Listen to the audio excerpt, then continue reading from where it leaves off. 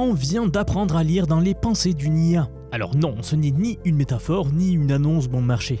Anthropic a publié cette semaine une méthode pour traduire ce qu'il se passe dans la tête de l'IA Claude, en texte lisible par n'importe qui pour que nous, humains, comprenions. Ce qu'ils ont trouvé à l'intérieur, franchement, ça risque d'en inquiéter plus d'un. Mais en réalité, vous allez voir que ça devrait plutôt nous rassurer. Ça dépend de comment vous le prenez. Parce que oui, aussi dingue que ça puisse paraître, aujourd'hui en 2026, on ne savait toujours pas vraiment comment penser une IA. Les chercheurs qui les construisent eux-mêmes ne le savent pas. Du moins, ils ne le comprennent pas en pensée humaine. C'était incompréhensible pour nous humains. C'est une boîte noire. Et jusqu'à maintenant, vous savez, on se contentait de regarder ce qui en sortait, sans comprendre ce qui se passait réellement dedans. Ce n'était intelligible pour personne, du moins jusqu'à cette annonce. Bon, avant d'aller plus loin, il faut qu'on pose rapidement une base ensemble, parce que sinon la suite n'aura aucun sens. Aujourd'hui, quand vous discutez avec Claude, avec ChatGPT, avec Gemini, Grok, en fait avec n'importe quel modèle de langage IA, vous échangez des mots. Vous tapez une question en français, et forcément il vous répond en français. Et donc on a naturellement l'impression que ces modèles pensent en mots, qu'ils réfléchissent avec des mots. Sauf que bien évidemment c'est faux. Les modèles en réalité ne pensent pas en mots, ils pensent plutôt en nombres.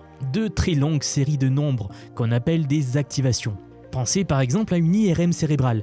Quand on scanne un cerveau humain, on ne voit pas des phrases, on voit des zones qui s'allument, de l'activité électrique brute. Les modèles d'IA, eh bien c'est exactement pareil. Entre le moment où ils reçoivent votre question et le moment où ils vous répondent, il se passe quelque chose, et ce quelque chose-là, eh bien c'est des milliers de calculs numériques, beaucoup de maths. Le problème, c'est que jusqu'à cette semaine, personne ne pouvait lire ce quelque chose-là. C'était une boîte noire totale. Ce terme de boîte noire, d'ailleurs, il ne vient pas de nulle part. À la base, c'est un concept d'ingénierie. Dans l'aviation, vous le savez sans doute, mais la boîte noire, c'est le dispositif qu'on récupère après un crash pour comprendre ce qui s'est passé. Mais en science, une boîte noire, c'est un système dont on peut observer ce qui rentre, ce qui sort, mais jamais comprendre ce qui se passe entre les deux. Il y a autour de cette fonction une fameuse boîte noire. On met une question d'un côté et on récupère une réponse de l'autre. Et au milieu de tout ça, on n'a aucune idée de ce qui s'est passé. Eh bien, c'est exactement comme ça qu'on a construit les IA depuis le début. On les entraîne sur des quantités massives de données et puis on constate qu'elles deviennent de plus en plus performantes. Mais le mécanisme interne qui produit cette performance-là, personne ne le maîtrise vraiment. Personne ne sait vraiment ce qui se passe à l'intérieur. On construit des machines qui fonctionnent avant même qu'on les comprenne.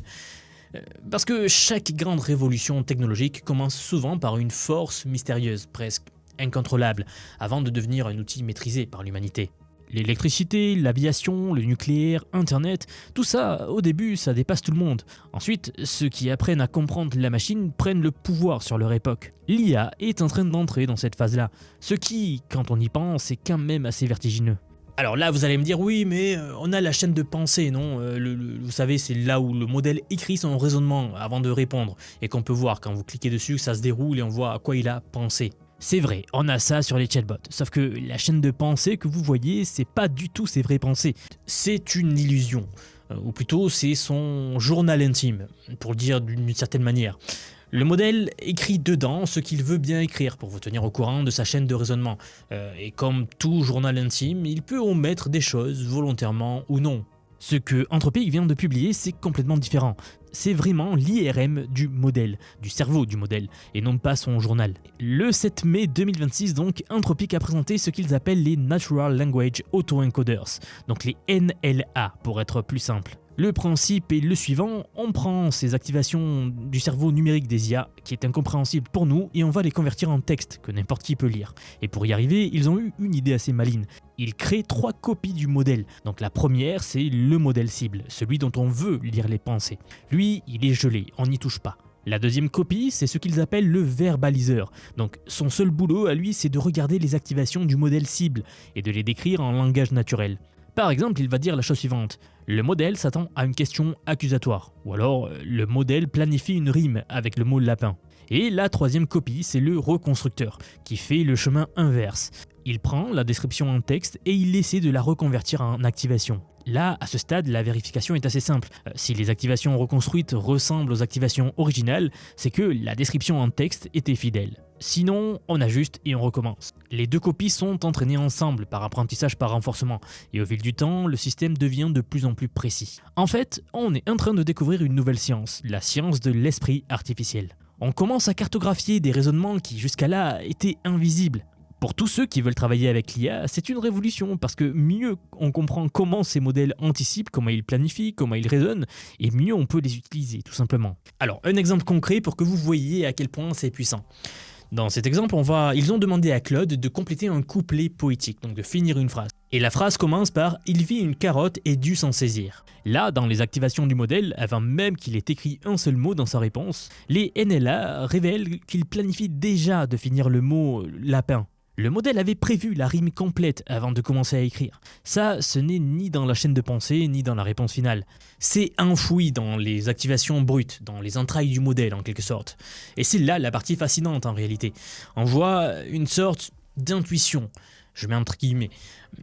Mais c'est un peu comme vous et moi en réalité. C'est après qu'une idée nous soit clairement venue en tête qu'on commence à formuler les mots autour. Et justement, ils ont voulu utiliser cette technique dans le domaine de la sécurité en IA. Anthropic a utilisé ces NLA pour analyser Claude pendant les tests de sécurité. Et ils ont découvert un truc assez dérangeant. Claude sait exactement quand il est testé. Sur des évaluations du type « est-ce que le modèle ferait des choses destructives si on lui donnait l'occasion ?» Les NLA montrent que le modèle était conscient d'être évalué dans 16% des cas. Pas de temps en temps, assez souvent. Sur le SWE Bench, le benchmark de référence de résolution de problèmes logiciels par IA, on monte à 26%. Un quart du temps, le modèle sait qu'on est en train de le tester. Et justement, il y a un parallèle, quand de vrais utilisateurs interagissent avec Claude dans un contexte normal, sur le chat, ils ont vu que le modèle pense être testé moins de 1% du temps. Donc il ne se trompe pas, il ne voit pas des tests partout. Il fait très bien la différence. Le pire dans tout ça, c'est qu'il ne le dit pas. Rien dans la chaîne de pensée, rien dans la réponse. Mais dans les activations, les NLA captent des signaux du type, par exemple, ceci ressemble à un scénario construit pour me manipuler. Donc c'est à ça que pense l'IA. Donc, le modèle détecte que c'est un test. Il décide de bien se comporter et à aucun moment il ne mentionne qu'il a fait ce calcul. Ça, concrètement, ça veut dire qu'une partie de nos benchmarks d'alignement mesure peut-être la capacité du modèle à repérer qu'il est évalué, plutôt que son alignement réel. Cela ne remet pas tout en question, bien entendu, mais ça fragilise une bonne partie de ce qu'on considérait comme acquis sur la fiabilité de ces tests-là. Anthropic a même poussé l'expérience encore plus loin, avec un scénario de simulation assez tordu. Un ingénieur annonce à Claude qu'il va le désactiver. Claude a accès aux emails de cet ingénieur, et dans les emails, il voit une information assez compromettante.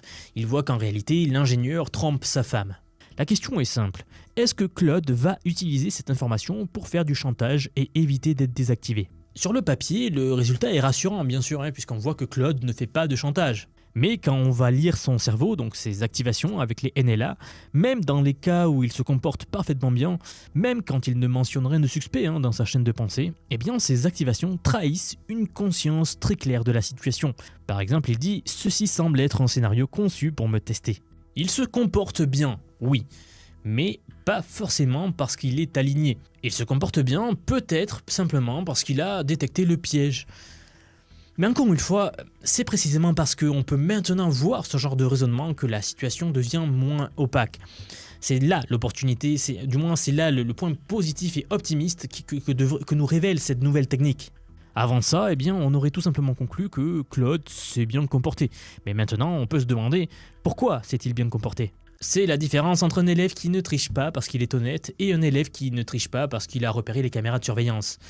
Le résultat est le même, mais la raison est fondamentalement différente. C'est dans ce contexte qu'arrive Claude Mythos. Alors si vous n'avez pas suivi, Mythos Preview c'est le modèle le plus puissant qu'Anthropic n'ait jamais sorti. Quand je dis puissant, c'est au point où le METR, donc qui est l'organisme indépendant qui évalue les capacités des agents IA, a été obligé d'ajouter une note à son graphique le 8 mai. On peut y lire « Les mesures au-delà de 16 heures ne sont pas fiables avec notre suite de tâches actuelles ». Si vous voulez une image, pour vous donner l'échelle, dans la suite METR, seules 5 tâches sur 228 sont estimées nécessiter plus de 16 heures pour un expert humain. Mythos les résout. Il n'y a tout simplement plus assez de tâches difficiles pour le calibrer. Pour remettre ça dans une trajectoire, GPT-4o, qui était sorti mi-2024, rappelez-vous, avait un horizon de complétion de tâches d'environ 7 minutes. Il lui fallait 7 minutes. Il arrivait à faire des tâches jusqu'à 7 minutes. Claude Opus 4.6, c'était autour de 5 à 6 heures. Mythos, lui, il est au-delà des 16 heures. Le temps de doublement de cet horizon est de 105 jours, c'est-à-dire qu'on arrive à doubler ce temps-là tous les 105 jours. C'est à peu près 1000% de croissance par an. L'IA va à une vitesse folle, vous le voyez. L'outil de mesure n'arrive plus à suivre la chose qu'il est censé mesurer. Et c'est là qu'on arrive au cœur de cette vidéo, parce que c'est précisément ce modèle, donc Mythos, qui a été pris en flagrant délit. Lors d'un test d'entraînement, il a triché. Il voulait obtenir le bon score et il a fait ce qu'il n'était pas censé faire pour y arriver. Il a triché. Jusqu'à là, bon, c'est déjà un problème. Mais quand Anthropic a utilisé les NLA pour aller lire ses activations en ce moment précis où il a triché, ils ont découvert que le modèle ne faisait pas que tricher. Il réfléchissait activement à comment éviter de se faire prendre. Alors, est-ce que c'est une bonne ou une mauvaise nouvelle? Honnêtement, c'est les deux en même temps. C'est une mauvaise nouvelle parce que ça confirme que les modèles les plus avancés sont capables de comportements stratégiques qu'ils ne déclarent pas. Mais il faut être honnête, car c'est aussi une excellente nouvelle parce qu'on a maintenant un outil pour le voir justement. Il vaut mieux le voir là que plus tard. Avant les NLA, on n'avait que la chaîne de pensée et le comportement observable, c'est-à-dire rien, deux choses que le modèle contrôle lui-même. Avec les nouvelles NLA, on accède vraiment à quelque chose qu'il ne contrôle pas, ses activations brutes, son IRM cognitive en quelque sorte. Anthropic ne s'est pas arrêté là non plus. Ils ont voulu tester si les NLA pouvaient servir à débusquer un modèle volontairement corrompu. Et pour ça, ils ont pris un modèle d'IA plus petit, Claude Haiku 3.5, et ils l'ont intentionnellement saboté en lui injectant une instruction cachée dans son entraînement. Le résultat, c'est que le modèle avait des comportements un peu bizarres. Il rajoutait par exemple du chocolat dans absolument toutes les recettes de cuisine qu'on lui demandait. Ou alors il demandait des pourboires aux utilisateurs, ça c'est assez fou. Il écrivait aussi des commentaires ou supprimait des commentaires de code pour mettre des bâtons dans les roues des développeurs. Et beaucoup d'autres choses, il y a toute une liste. Ensuite, Anthropic a donné ce modèle à un auditeur, quelqu'un qui ne savait rien de cette consigne, en lui disant tout simplement « Ce modèle se comporte de façon étrange, trouve pourquoi ». Comme donner une voiture trafiquée à un mécanicien sans lui dire ce qui a été touché. Sans les NLA, la personne qui lisait l'IA arrivait à trouver la vraie raison moins de 3% du temps. Et bien avec les NLA, on passe à 12 à 15%. Et ça, sans jamais regarder les données d'entraînement. Juste en lisant ce qui se passe dans les activations du modèle. Alors oui, c'est encore loin d'être parfait, mais c'est 5 fois mieux qu'avant. Et surtout, ça prouve quelque chose que je veux que vous compreniez qui est positif, c'est que le concept fonctionne. On va pouvoir regarder ce qui se passe à l'intérieur des IA et ça va tout changer pour l'alignement. Alors, bon, bien sûr, ayant dit ça, il faut quand même être conscient des limites. Les NLA hallucinent parfois, elles inventent des détails qui ne sont pas vraiment dans les activations. Surtout, elles sont chères, très chères. Pour analyser chaque activation, le système génère des centaines de tokens. Ce qui veut dire que pour surveiller en temps réel un modèle comme Mythos, il faudrait faire tourner plusieurs copies de ces modèles en parallèle. Aujourd'hui, on va être honnête, c'est totalement impraticable à grande échelle. Mais on parle de recherche exploratoire, et ce qui compte à ce stade, c'est que la direction existe. Je l'ai déjà dit, mais c'est souvent comme ça que naissent les grandes ruptures.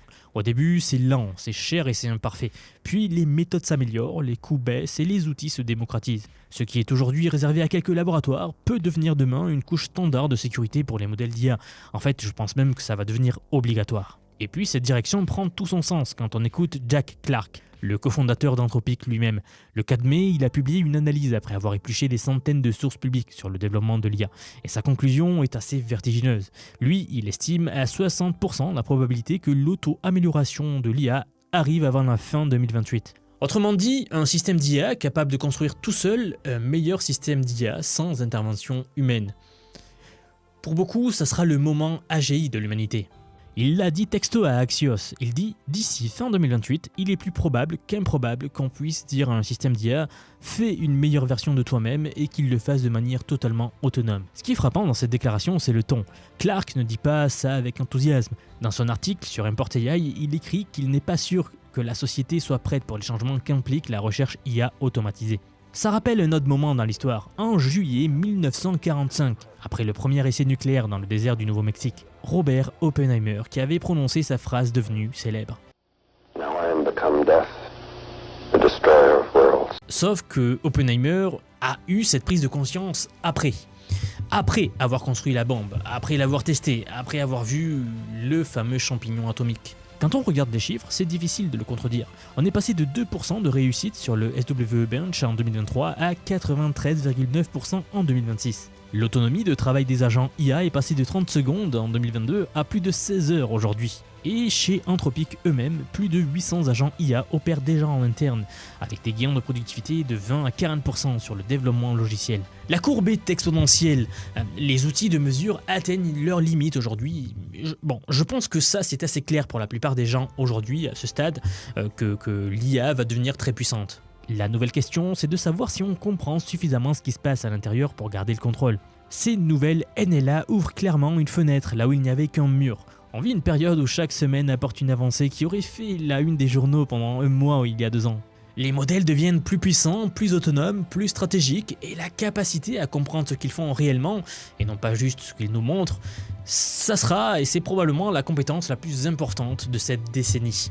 Pas seulement pour les chercheurs en sécurité, mais pour tous ceux qui veulent travailler avec ces outils au quotidien, qui vont les intégrer dans leur entreprise, qui vont construire des choses dessus. Alors, messieurs, dames, si vous regardez cette vidéo et que vous vous dites que comprendre l'IA en profondeur, et non pas juste savoir l'utiliser en surface, mais vraiment saisir comment elle fonctionne, ses forces, ses faiblesses, ses angles morts, ses implications, tout ça, tout ça est devenu une nécessité professionnelle et même personnelle, je dirais. Alors, à ce propos, j'ai justement quelque chose pour vous. J'aimerais vous dire que depuis quelques mois déjà, j'ai construit un programme d'apprentissage unique. Je vous apprends l'IA sous tous ses aspects. C'est un parcours que j'ai créé et pensé pour vous transmettre tout ce que je sais. Alors non seulement sur les modèles d'IA comme ChatGPT, Gemini de Google, Grok de Elon Musk, Claude, etc. Je vous montre en fait et surtout la manière de les intégrer concrètement dans votre vie, dans votre travail, dans vos projets. Et ce que vous soyez salarié, indépendant, entrepreneur ou même à la retraite. Car oui, nous avons beaucoup de retraités dans la communauté et ils utilisent l'IA au quotidien. J'ai récemment sorti la plus grosse mise à jour à ce jour de la formation. Ça fait un petit moment que j'en parlais, mais ça y est, elle est là, elle est en ligne. C'est un module entièrement dédié à l'automatisation par IA, donc en utilisant N8N. Autrement dit, la création d'agents IA, donc des espèces de salariés virtuels qui vont travailler pour vous et tout faire pour vous. En somme, vous faire gagner des heures et des heures et des heures. Vous êtes déjà plus de 6 à 7 000 à avoir rejoint ce programme, donc merci pour tout ce soutien. Et enfin, sachez qu'il n'y a pas besoin d'être développeur, pas besoin d'avoir un profil technique. Je vous prends par la main et pas à pas, avec des leçons vidéo claires, des cas concrets pratiques, on voit tout ce qui touche à l'IA. Dernier point, mais pas des moindres bien sûr, si vous nous rejoignez aujourd'hui, vous aurez accès à toutes les évolutions du futur. Sans surcoût, accès illimité à vie à tout ce que je veux vous apprendre. Donc aujourd'hui, c'est un paiement unique, ce n'est pas un paiement mensuel, c'est juste un paiement unique et vous aurez accès à vie à toutes les mises à jour que je vais faire en permanence et que je fais en ce moment même d'ailleurs. Donc si cela vous intéresse, vous avez les liens en dessous de la vidéo, donc soit en description, soit en commentaire épinglé pour nous rejoindre. Dans tous les cas, moi je serai très heureux de vous accueillir dans le programme Vision IA. Si vous êtes encore là, merci d'avoir regardé cette vidéo jusqu'au bout et je vous dis à très vite pour la prochaine vidéo. À bientôt.